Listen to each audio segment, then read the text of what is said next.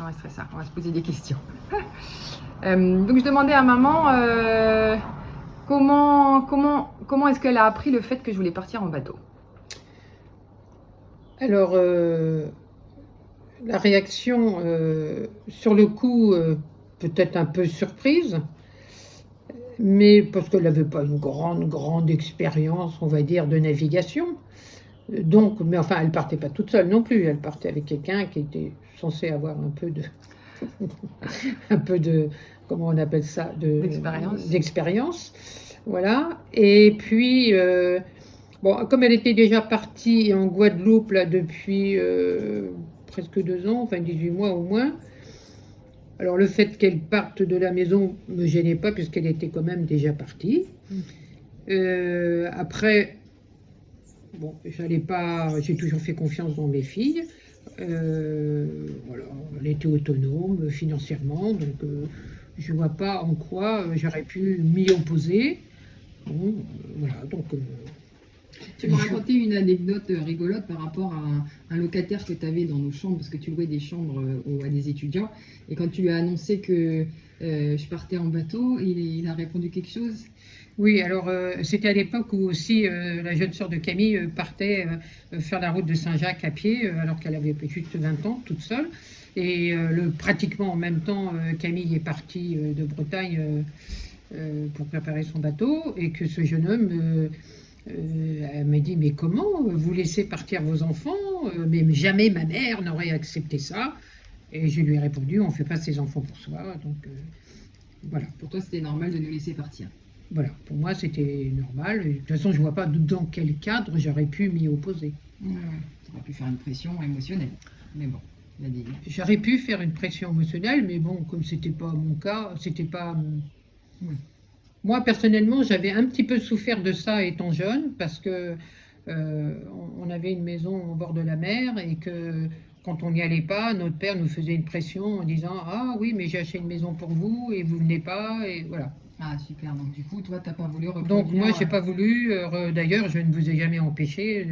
Je me suis jamais. Si vous veniez pas en Normandie, j'étais au contraire très contente que vous fassiez autre chose. Qu'on vive notre vie pour nous. Voilà. Très bien. Et que vous alliez voir le monde ailleurs qu'en Normandie. Et du coup, pendant tout le temps de mes 10 ans de navigation, comment tu as vécu ça pour toi? D'avoir des enfants, des choses comme ça? Alors bon, heureusement avec les moyens qu'on avait à l'heure actuelle, bon, on n'était plus vraiment isolés. Donc, alors je disais toujours à Camille, j'ai dit, tu me téléphones quand tu arrives, mais tu me dis pas quand est-ce que tu pars.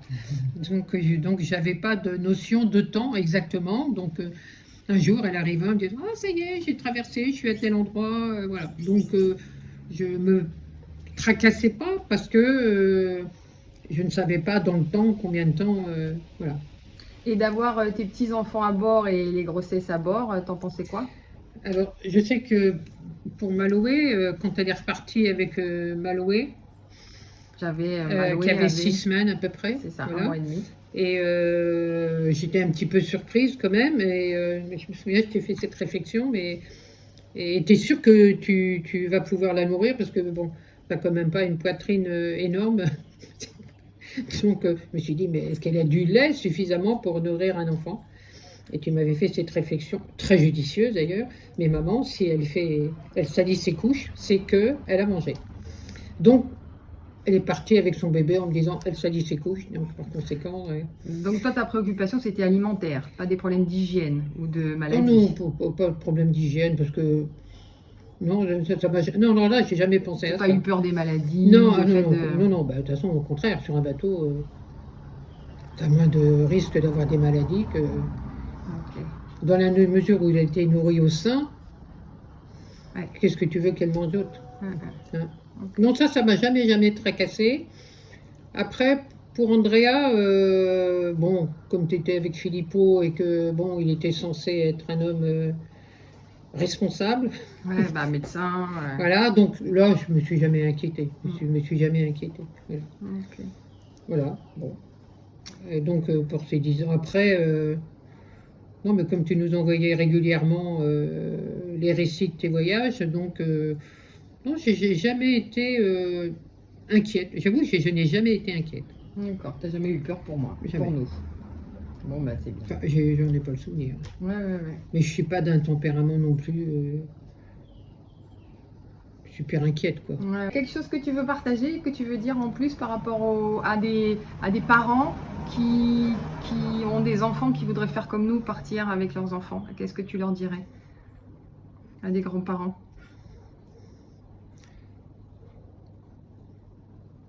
D'abord, je crois qu'il n'y a pas deux parents pareils, il n'y a pas deux enfants pareils. Simplement, je pense que c'est la confiance, quoi, faire confiance aux enfants. Maintenant, si on les a habitués à être responsables et autonomes, je pense pas que les enfants qui partent en bateau aient envie de mourir. Donc, ils vont faire en sorte de ne pas mourir. C'est ça. C'est pas pour aller se suicider. C'est Voilà, pour c'est pas vivre pour une aller se aventure. suicider, donc c'est pour vivre une aventure. Je pense qu'ils prennent. Et puis, il y a certainement un facteur chance. Hein. Bon, et puis, elle a toujours été un peu chanceuse, mais je pense qu'elle a eu aussi de la chance. Ok. Donc, voilà. Moi, je dis qu'il y a quand même un bon Dieu pour les marins. Oui, mon Dieu, une chance, ou de la chance. Oui, je pense. Il y a ça aussi. Hein. Ok. Et toi qui as vu donc ta petite fille qui faisait l'école en bateau, est-ce que tu penses que ça nuit à leur éducation ou Ah non, ça, je pense que c'est excessivement positif. Je pense que tous les enfants qui ont été dans le bateau sont beaucoup plus dégourdis que les autres enfants. Et en Ouais. plus, ils apprennent beaucoup de choses parce qu'ils apprennent quand ils naviguent, on apprend d'abord la géographie, on apprend la nature, on apprend certainement à calculer quand il y a les cartes, quand il y a des trucs comme ça. Bon, maintenant, je ne sais pas comment ça marche avec les GPS, mais je pense qu'on apprend plusieurs langues, on a le contact avec des gens complètement différents. Moi, je pense que c'est plutôt positif. Ouais, tu l'as constaté vis-à-vis des petits-enfants? Ah ben oui, moi je trouve que les enfants sont plus... Enfin, quand je vois Gaïa, tout ce qu'elle fait... Enfin, déjà à vos Açores, elle était spécialement dégourdie, mais je pense que c'est un plus. Je pense que c'est un plus, parce qu'il n'y a pas que la scolarité qui compte dans la vie. Ok. Je pense. Regarde, dans Maloé, elle a quand même... elle a fait quand même un peu... Elle n'a pas perdu de la preuve, c'est qu'elle a fait une bonne scolarité. Ouais, tout à fait. C'est pas à l'école qui allait empêcher. Et puis ces enfants-là sont généralement... ils n'ont pas besoin de faire 6 heures de cours par jour, 1 heure ou 2 heures, c'est grandement suffisant parce que d'abord c'est des cours particuliers, donc on apprend beaucoup plus. Oh, merci. Merci Voilà, beaucoup. bon, t'en feras ce que tu voudras. J'ai coupé des petits bouts et T'as coupé des petits bouts. je vais mettre un petit bout. Merci beaucoup, maman. Bon, voilà.